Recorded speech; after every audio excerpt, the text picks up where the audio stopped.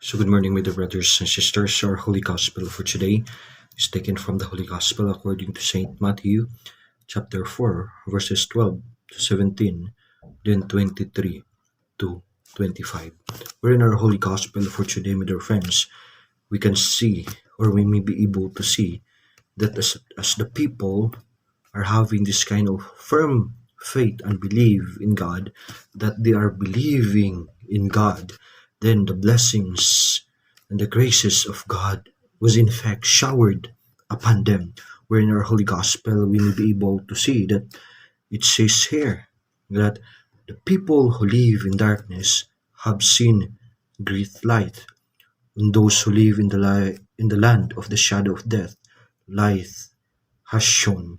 Dear friends, it is in fact that as we human beings that is full of weaknesses and even living as a fragile, but we in fact have this kind of strength and guidance and having this kind of strength and even courage as long as we know how to have this to offer ourselves to God, that as long as we have this kind of firm faith to God, then God will always support and God will always help us.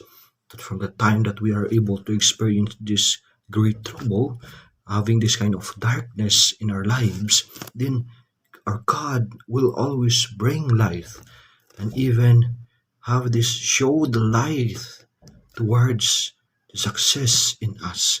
Dear friends, if you feel that you are in darkness and even having this kind of difficulties, and that means you cannot see the light anymore towards your goal, then we should always know how to implore and ask the assistance of God, the help of God, that our God will always show us the light. Why? Because our God itself is the light. Dear friends, it is in fact that we are experiencing a lot of darkness in our lives.